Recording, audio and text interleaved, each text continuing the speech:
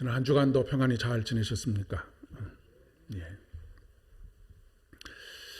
요즘 우리 사회에 여러 가지 현상들이 나타나는데 우리 사회가 가지고 있는 가장 큰 병폐 중에 한 가지가 확증 편향이라고 하는 것이 아닐까 싶습니다.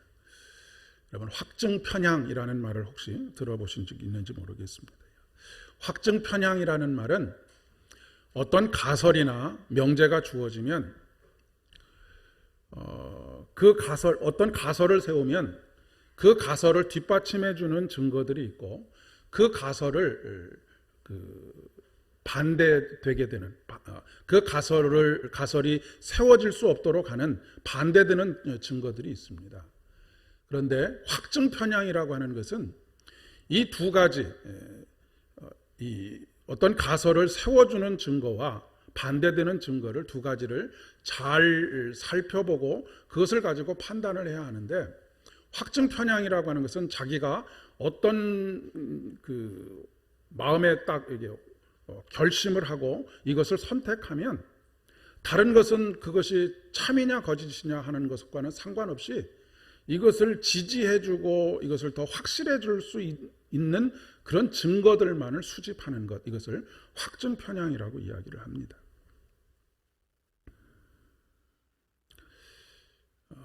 이런 경우에는 아무리 그 사람의 생각이 틀렸다라고 이야기를 해도 콩으로 메주를 쓴다고 해도 그것을 믿지 않는 것이죠. 세상에는 유실론자가 있는가 하면 세상에는 무실론자들이 있습니다. 무실론자들이 훨씬 많지요. 세상에는 그들의 눈에는 모든 것들이 다 하나님께서 계시지 않는다라고 하는 것을 증거하는 그런 모든 삶의 상황들, 그런 삶의 증거들, 이런 것들만 눈에 들어옵니다. 하나님께서 살아계시다라고 하는 이 부정할 수 없는 증거들에 대해서는 눈을 닫아버리고 귀를 닫아버리고 마음을 닫아버리는 그런 모습을 보이는 것이죠.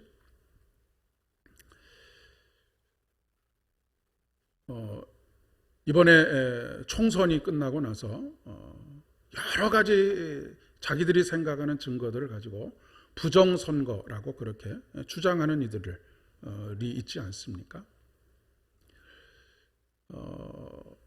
객관적으로 보았을 때 부정선거가 아니라고 하는 증거들이 훨씬 더 많은데 자기들이 생각하는 자기들의 신념을 확실하게 만들어줄 수 있는 그런 증거들만을 계속해서 수집해서 그거 봐라, 확실하다, 이렇게 주장하는 이런 것들을 확증 편향이라고 그렇게 이야기를 합니다. 이런 확증 편향의 그 성향을 가지도록 한 가장 대표적인 이유가 뭐냐면 음모론입니다. 음모론이라고 하는 것은 우리의 주변에서 일어나는 많은 일들 중에 우리가 알지 못하는 어떤 세력, 힘에 의해서 그 일들이 꾸며지고 진행되고 있다라고 하는 그런 이야기인 것이죠. 우리나라의 이 양극단, 이념의 양극단에 있는 사람들이 공히 주장하는 것입니다. 진보적인 사람이라고 하는 사람들도 이 음모론을 주장하고 극단의 보수적인 생각을 가지고 있는 사람들도 이 음모론을 주장합니다. 미국에서 대표적인 그 음모론 중에 한 가지가 뭐냐면 달나라의 처음 암스트롱이라고 달나라에 가서 깃발을 꽂지 않았습니까? 그런데 가지 않았다는 것입니다. 가지 않고 지구의 어느 스튜디오에서 그럴듯하게 꾸며놓고 사진을 찍었다. 그래서 그것을 증명하기 위해서 수많은 증거들을 다 수집을 합니다. 갔다 온 사람이 갔다 왔다고 이야기하는데도 믿지 않는 것이죠. 네가 거짓말하고 있다라고 그렇게 이야기를 하는 것입니다. 이런 음모론이 판치는 사회일수록 그 사회가 건강하지 않다라고 하는 것을 이야기해 주는 것입니다. 왜 우리나라 사람들이 이렇게 이런 음모론에 쉽게 넘어가고 쉽게 빠져들게 되는 것인가? 아마도 여러 가지 이유들이 있겠지만 가장 대표적인 이유가 우리가 지난 세월 동안 그 경험했던 군사 독재의 그 잔재가 아닐까 하는 생각을 가지게 됩니다. 여러분 그 영화 남산의 부장들 저도 보지는 않았지만 그 내용이 어떤 내용이라고 하는 것에 대해서는 조금 알고 있습니다. 거대한 숨어있는 드러나지 않고 음지에서 일하는 어떤 사람들에 의해서 폭력이 가해지고 쥐도새도 모르게 잡혀가고 그런 가운데 점점 쌓여져가는 두려움과 공포들, 이런 것들로 인해서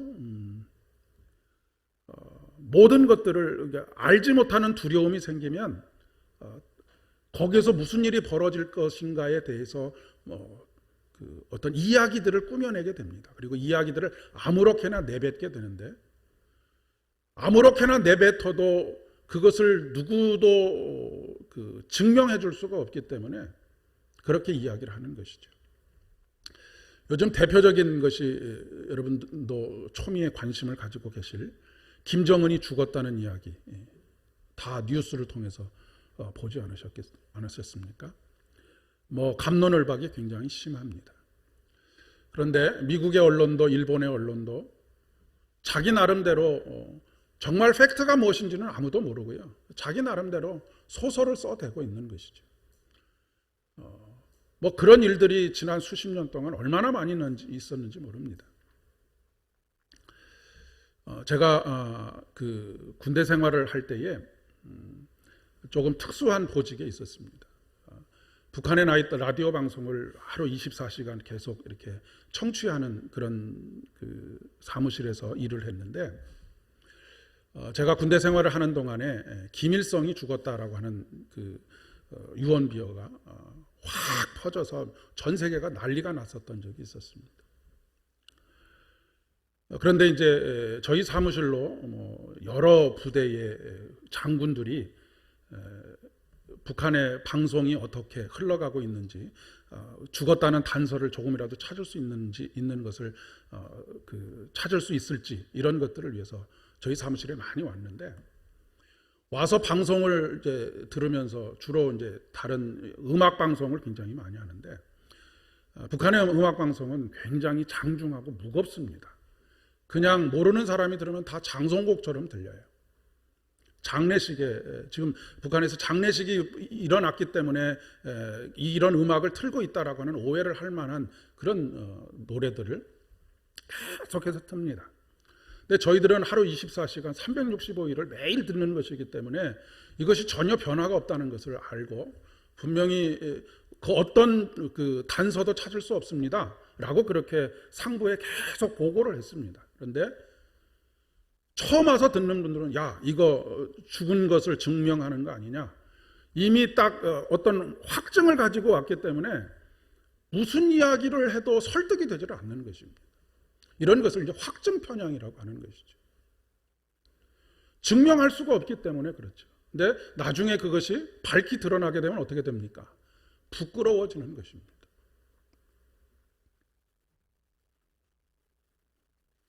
알지 못하는 어떤 것에 대한 두려움, 불안과 공포. 그런데 이것이 세상을 살아가는 일에 있어서만 이런 것이 아니라 하나님과의 관계 속에서도 이렇다라고 하는 것입니다. 우리는 모두 하나님에 대한 두려움을 가지고 있습니다. 공포스러움도 가지고 있습니다. 종말에 대한 두려움도 가지고 있고요. 왜 그럴까요? 하나님이 어떤 분이신지를 모르기 때문입니다. 하나님께서 어떤 계획을 가지고 계시는지를 모르기 때문에 그래요. 그러니 늘 두려운 것입니다. 하나님께서 무슨 일을 지금 도모하고 계실까?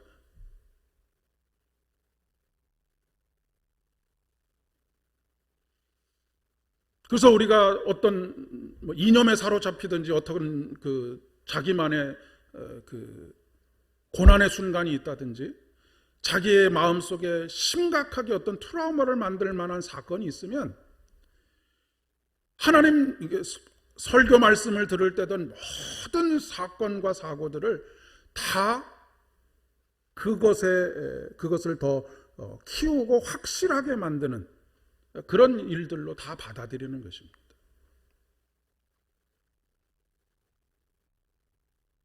확증 편향이 생기면 문제는 현실에 대한 정확한 인식을 하지 못한다는 것입니다. 제가 설교 시간에는 정치적인 이야기를 조금도 하지 않으려고 애를 쓰는데 이건 정치적인 이야기가 아니고요. 보수라고 하는 것이 뭐냐면 현실을 정확하게 인식하고 현실에 대한 정확한 처방을 내리는 것이 보수입니다. 진보라고 하는 것은 뭐냐면 진보는 미래에 대한 이상을 마음속에 품고 그 이상을 향하여서 마치 달걀로 계란을 깨는 듯이 계속해서 도전하는 것이 진보입니다. 근데 어떤 학자가 그런 이야기를 하더라고요. 이번 총선에서 보수가 그렇게 참패한 가장 결정적인 이유가 뭐냐면 현실에 대한 인식을 제대로 하지 못하고 있었기 때문이다 라고 하는 이야기입니다. 보수의 가장 큰 강점은 현실에 대한 냉철한 판단을 가지고 그것에 대한 적절한, 그래서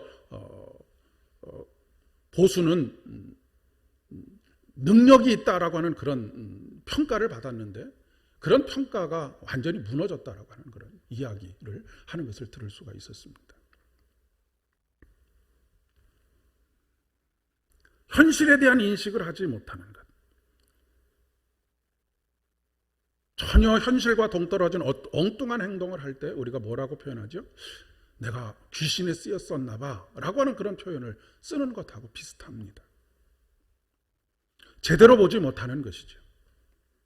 하나님과의 소통이 제대로 이루어지지 못하면 우리 하나님 아버지께서 얼마나 자애로우신 분이신지 자비가 풍성하신 분이신지를 깨닫지 못합니다. 제가 저 2층에 앉아있는 저희 둘째 아들에게 허락을 받지 않고 이 이야기를 해서 나중에 무슨 이야기를 들을지 모르겠습니다만 저희 둘째 아들의 그 사람을 대하는 기준들이 있습니다. 자기 사촌 형에 대해서 아주 멀게 느껴질 때는 그냥 사람입니다. 그리고 그냥 내 친척으로 느껴질 때는 형님입니다. 그리고 조금 가까워졌다고 생각하면 형이라고 부르고요. 조금 많이 가까워졌다고 생각하면 형아라고 부릅니다.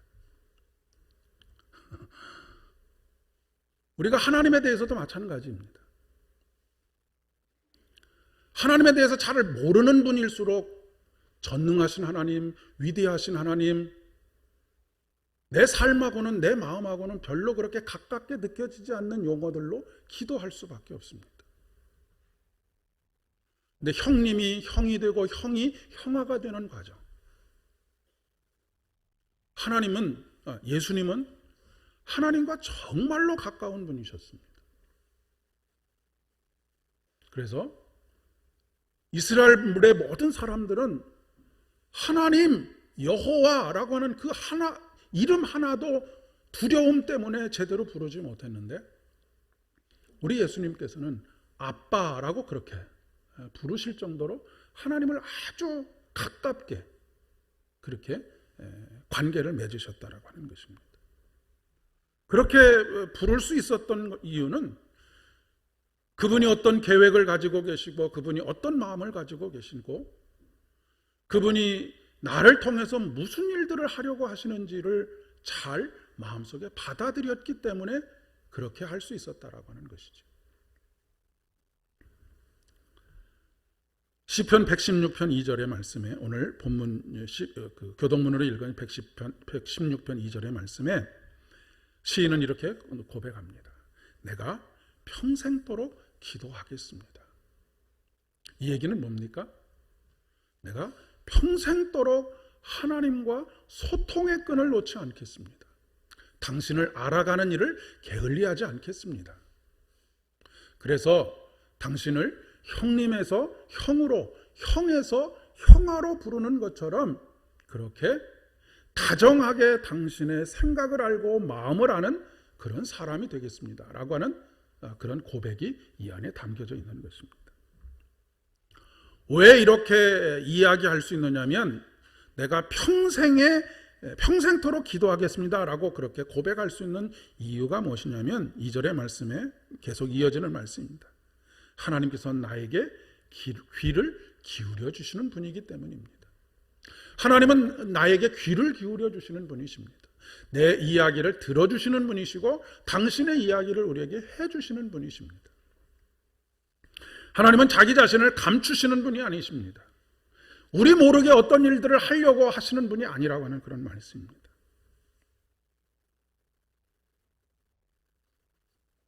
우리가 하나님의 뜻과 계획을 알기를 원하십니다. 그리고 그 뜻과 계획을 우리가 전심으로 진심으로 받아들이기를 원하십니다. 하나님께서 이 세상에 수많은 예언자들을 선지자들을 보내신 이유가 바로 여기 있습니다. 하나님의 말씀을 들려주기를 원하셨기 때문입니다. 그런데 많은 경우 우리들은 하나님의 뜻과 계획을 받아들이는 기도를 하기보다는 자신의 일방적인 주장을 하는 그런 기도를 할 때가 더 많습니다. 우리가 그런 표현을 하죠. 입이 하나이고 귀가 두 개인 이유는 하나를 말하면 두 개를 들으라고 귀를 두 개 만들어줬다라고 그렇게 이야기를 하는 것처럼, 여러분 우리가 기도할 때에 하나님께 10가지를 기도하면 20가지를 들을 수 있는 귀를 가지고 계셔야 합니다. 그러니까 기도하실 때에 하나님 앞에 10분을 기도하셨다면, 나의 간구들을 기도하셨다면 내가 간구한 그것들에 대해서 하나님의 뜻이 무엇인지 적어도 20분 정도는 가만히 앉아서 그분의 이야기에 귀 기울일 수 있는 그런 믿음의 모습을 가져야 한다라고 하는 그런 이야기입니다. 기도라고 하는 것은 이미 하늘에서 이루어진 뜻, 하나님께서 품으시고 그곳에서 이루신 그 뜻을 이 땅에 이루는 것이기 때문에 그렇습니다. 하지만 하나님께서는 일방적으로 우리에게 하나님의 뜻을 지시하지 않으십니다. 끊임없이 설명하시고 설득하시고 우리가 납득할 때까지 포기하지 않으십니다. 그것은 하나님께서 고집이 있기 때문이 아니라, 하나님께서 어떻게든 자기 뜻을 관철하기 위해서가 아니라 우리를 행복하게 하시기 위해서입니다. 하나님의 뜻을 받아들임으로 말미암아, 그 하나님의 나라를 받아들임으로 말미암아 우리가 얻게 되는 것이 무엇입니까? 구원입니다. 그것이 우리의 복이 되는 것입니다. 그것이 우리의 행복인 것이죠. 하나님 입장에서는 답답하기가 그지없으실 것 같습니다. 아무리 진심을 이야기해도 그 진심을 받아주지 않으니 말입니다. 하지만 어떻게 하겠습니까? 하나님께서 사랑이 더 많으신 분이기 때문에, 다함이 없는 사랑을 가지고 계시는 분이기 때문에 그 사랑 때문에 끝까지 설득하시고 또 설득하시는 것입니다. 그리고 그 설득을 끝내 받아들이지 않으니까 할 수 없어서 예수 그리스도를 이 땅에 보내주시고 십자가에 달려 돌아가시기까지 하시는, 자기를 내어주심으로 말미암아 우리를 구원하게 하시는, 도저히 말로 되지 않으니까 결국 자기 자신을 내어 던지시는 그런 사랑을 우리에게 보여주시는 것입니다. 누가복음 본문에 보면 엠마오로 가는 두 제자가 나오죠. 그들은 엠마오로 가는 도중에 지난 며칠 동안 폭풍같이 지나간 예수님의 십자가의 사건, 그 사건들에 대한 이야기를 하고 있었습니다. 그 이야기를 하는 도중에 예수님께서 그들 곁으로 다가오시죠. 그러나 전혀 알아보지 못합니다. 이것이 100% 이렇게 매치가 된다라고 이야기를 할 수는 없겠지만, 아마도 제자들의 고정관념 속에는 한 번 죽은 사람은 살아나지 못한다라고 하는 고정관념을 가지고 있었을 것입니다. 모두가 가지고 있는 고정관념입니다. 그리고 예수님께서 돌아가신 이후에 벌어진 모든 사건들 속에서 예수님께서 부활하셨다라고 하는 것을 자기가 받아들일 만한 그 어떤 증거들도 찾을 수가 없었습니다. 오히려 무덤이 비어 있었다든지 여자들이 가서 환상 속에서 천사를 만나서 예수님께서 살아나셨다라고 하는 말도 안 되는, 그 당시에는 그렇게 느껴졌을 것입니다. 말도 안 되는 그런 증거들을 갖다 대니 어디 믿을 수가 있겠습니다. 그러니까 오히려 그것을 인해서, 무덤이 비었다는 사실로 인해서 오히려 예수님께서 그래도 일말의 어떤 희망을 가지고 있었는데 그 희망마저도 이제 완전히 사라져 버렸다라고 하는 자기 확신이 더 강해지게 되었다라고 그렇게 이야기할 수 있겠습니다. 그러니 곁에 다가오신 예수님을 알아볼 수가 없었던 것이죠. 여러분, 같은 이야기를 들어도 전혀 다른 이야기를 하는 경우들이 굉장히 많이 있지 않습니까? 가끔 그런 황당한 경우를 경험합니다. 분명히 세 사람이 앉아서 한 사람이 한 이야기를 했는데 두 사람이 나중에 가서 서로 다른 이야기를 하는 거예요. 이런 일들이 비일비재하게 일어납니다.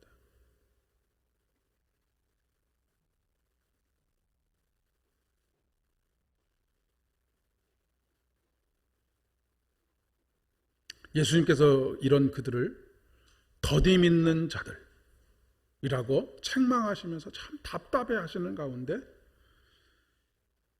이미 선지자들을 통해서 하나님께서 수도 없이 예수 그리스도의 부활에 대해서 다시 살아나실 것에 대해서 예언하신 말씀들을 자세하게 풀어서 설명해 주십니다. 그리스도가 고난을 당하고 십자가의 처형을 당한 후에 부활의 영광에 이르게 된다라고 하는 이 사실을 말입니다. 그토록 너희들이 최고의 스승으로 가장 위대한 지도자로 여기는 모세의 글에도 이미 다 예언되어 있다라고 하는 이야기들을 하나씩 하나씩 풀어줍니다. 그리고 이때에 나중에 그들의 간증을 통해서 보면 우리의 마음이 뜨거워졌다라고 그렇게 고백하고 있습니다. 마음의 문이 열린 것이지요. 절망으로 인해서 완전히 닫혀 있었던 그들의 마음이 열려지기 시작한 것입니다. 오늘 하나님께서 이 시간에 저와 여러분에게 주시는 이 말씀을 통하여서도 이런 깨달음, 이런 뜨거움이 마음속에 일어나기를 축복합니다. 여러분이 각자의 삶의 처소에서 매일 아침마다 새벽마다 아니면 자기가 만들어 놓은 특정한 시간에 하나님의 말씀을 묵상하고 그 말씀을 깊이 있게 연구해가는 가운데 이런 깨달음과 뜨거운 마음들이 불쑥불쑥 올라오는 그런 경험들을 하실 수 있기를 바랍니다. 이것이 바로 성령 안에서 하나님과 교통하는 것입니다. 교통이 이루어지는 것이고 하나님의 뜻을 받아들이는 것입니다. 이것을 오늘 사도행전 본문에 보면 십자가에 못 박은 이 예수를 주님과 그리스도가 되게 하셨다라고 그렇게 기록하고 있습니다. 십자가에 못 박힌 예수는 예수님의 그냥 이름입니다. 인간 예수의 이름입니다. 갈릴리에서 뛰어놀던 예수님, 우리와 함께 그들과 함께 먹고 마시던 예수님, 인간 예수, 자연인 예수, 자연인의 이름입니다. 그런데 이 예수를 주가 되게 하시고 그리스도가 되게 하셨다. 주가 된다라고 하는 말은 주님이 되셨다. 모든 것을 창조하시고 주관하시는 주님. 그리고 그리스도가 되었다라고 하는 것은 메시아가 되었다라고 하는 그런 이야기입니다. 구원자가 되었다라고 하는 그런 이야기죠.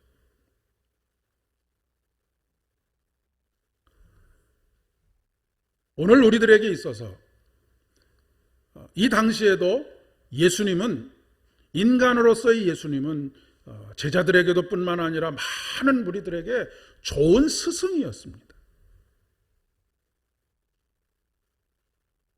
탁월한 스승이었던 것이죠. 그런데 말씀이 풀어지는 그 순간, 이미 오래전부터 선지자들을 통해서 이 예수가 누구이며 이 예수 그리스도를 통해서 일어날 십자가의 사건과 부활의 사건에 대해서 말씀이 풀어지는 역사가 생기게 될 때에, 그동안 참된 스승으로서의, 존경받을 만한 스승으로서의 우리의 삶을 선하게 살아갈 수 있도록 하는, 바람직하게 살아갈 수 있도록 하는 어떤 스승에서 바로 하나님으로 고백하게 되었다라고 하는 그런 의미가 되는 것입니다.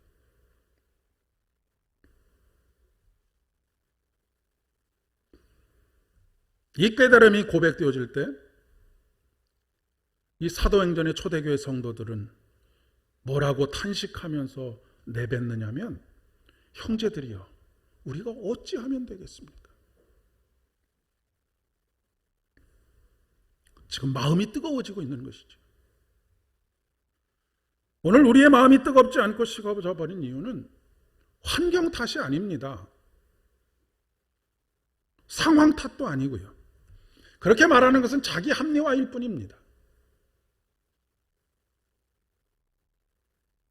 중요한 것은 우리 예수님이 주와 그리스도가 되는 이 뜨거움을 경험하면서 살아가야 한다라고 하는 그런 의미인 것이죠. 여러분, 이것이 없으면 아무리 군부를 떼도 마음이 뜨거워지지 않습니다. 유명한 의사인 히포크라테스가 자기가 사람의 체온을 1도에서 2도만 올릴 수 있는 능력이 있다고 한다면 못 고칠 병이 없겠다. 모든 병을 다 고칠 수 있다라고 그렇게 이야기를 했습니다. 실질적으로 우리의 체온이 1도만 높아지면 면역력이 5배가 높아진다고 합니다. 근데 체온이 1도가 낮아지면 면역력이 30%가 낮아진다라고 하는 것이죠. 우리가 운동을 할 때에 땀을 흘려가면서 열이 나게 그렇게 운동을 해야 하는 이유가 바로 거기에 있는 것이죠. 이것이 건강의 비결이기도 합니다.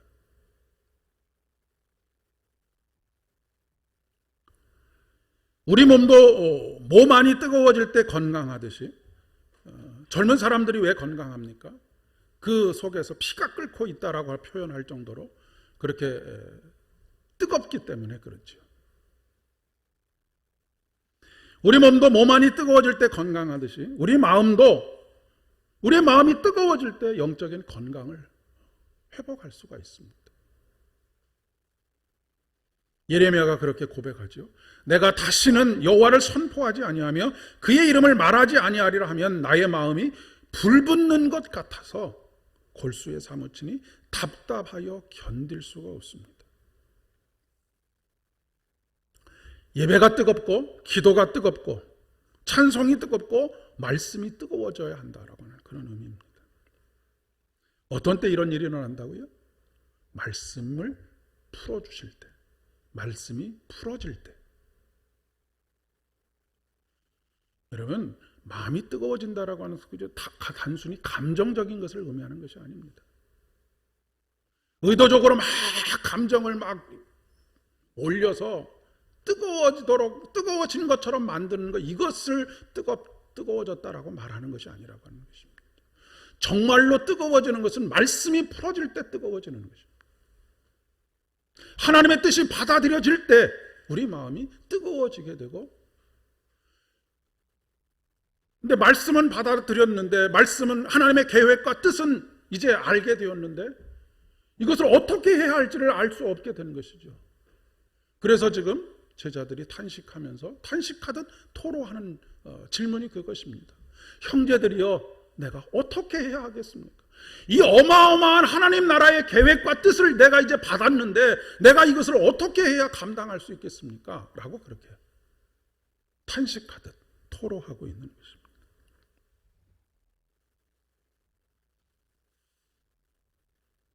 우리는 부흥이라고 하는 것에 대해서 편견을 가지고 있습니다. 부흥하면 사람이 늘어나는 것을 부흥이라고 이야기하는데, 실질적으로 부흥이라고 하는 말의 의미는 그렇지 않습니다. 오늘 사도행전 2장의 말씀도 믿는 자의 수가 3천이나 더하더라에 우리의 모든 포커스가 맞춰져 있는데 실질적으로 성경이 말하는 부흥은 그것이 아닙니다. 성경이 말하는 부흥은 마음의 회개가 폭발적으로 일어나는 것, 그것을 바로 부흥이라고 이야기합니다. 마음이 뜨거워지는 것, 마음이 다시 살아나는 것, 그것을 부흥이라고 이야기합니다.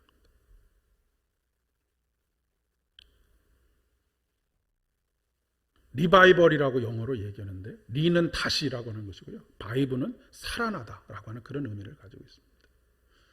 식었던 우리의 마음이 다시 살아나는 것이고요, 죽었던 우리 마음이 다시 살아나는 것이고, 그렇게 되는 것이 바로 부흥이라고 하는 것입니다. 이 부흥을 경험하게 되면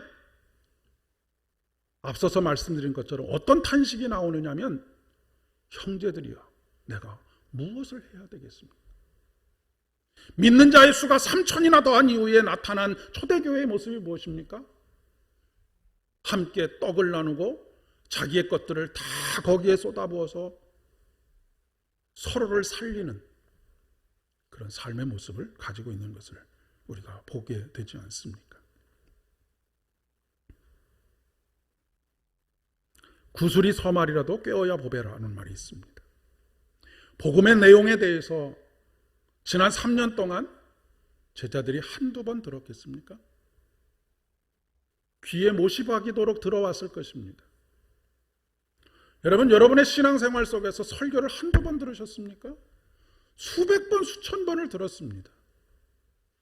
그런데 이것이 하나로 꿰어지는 그런 과정, 그것이 바로 말씀을 풀어주실 때, 그것이 말씀이 하나로 꿰어지는 그런 경험을 하지 못하면 마음이 뜨겁지 않은 것입니다.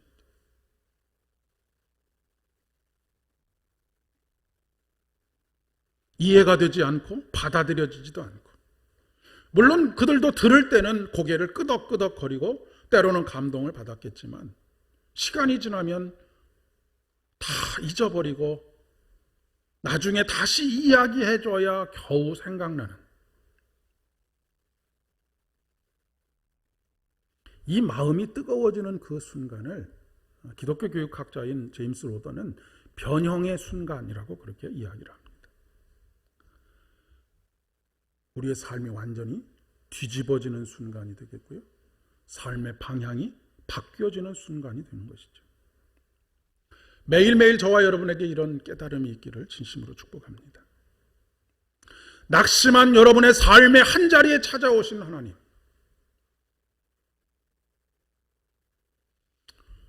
세상에 나밖에 없어, 아무도 나를 도와주지 않아, 이제는 소망도 없어, 이제는 그 어떤 것도 시도해볼 만한 그 어떤 힘도 내게 남아있지 않아 라고 말하는 그 순간, 내 삶의 곁에 다가오신 그 예수님, 그리고 그분이 나에게 말씀하시는, 깊은 통곡 속에서 기도할 때에 나에게 조용히 내 귀에 말씀하시는 그 음성, 그로 인해서 뜨거워지는 마음을 경험하시는 저와 여러분 되실 수 있기를 진심으로 축복합니다. 염려와 걱정과 불안과 두려움, 그것은 우리가 하나님을 알아볼 수 없도록 만드는 장애물이 됩니다. 세상의 욕망과 편견들, 이런 것들도 마찬가지입니다. 오직 말씀이 우리를 새롭게 합니다. 하나님의 말씀이 풀어질 때에 우리에게는 놀라운 일들이 생기게 됩니다. 사랑하는 여러분, 한국 교회가 비약적인 성장을 하게 된 여러 가지 이유들을 이야기하지만, 한국 교회의 어떻게 보면 거의 유일한 성장의 비결은 한국 교회 초기부터 오직 말씀에 붙들림 받은 교회였다라고 하는 것입니다. 세계 선교 역사의 유래를 찾아볼 수 없는 일이, 모든 선교지들은 다 선교사들이 가서 성경을 번역을 했는데, 세계 역사, 선교 역사 속에서 유독 우리나라만, 국내에 있는 우리나라 사람이 먼저 성경을 번역을 하고 선교사가 들어온 나라입니다. 저희 할머니의 젊으셨을 때 신앙생활의 이야기를 들으면 교회가 멀리 있기 때문에 쌀을 한 가마니씩 짊어지고 한 달씩 와서 말씀을 듣는 모든 일, 농한기에 거기에 집중했었던 나라가 바로 한국 교회입니다. 생명의 씨앗을 심어야, 말씀의 씨앗을 심어야 거기서 싹도 나고 거기서 꽃도 피고 거기서 열매도 맺는 것입니다. 다른 것으로 심어서는 아무것도 얻을 수가 없습니다. 말씀을 심고 말씀 안에 있는 생명을 심고 그 말씀이 싹이 트고 꽃이 피고 열매가 맺는 그 놀라운 일.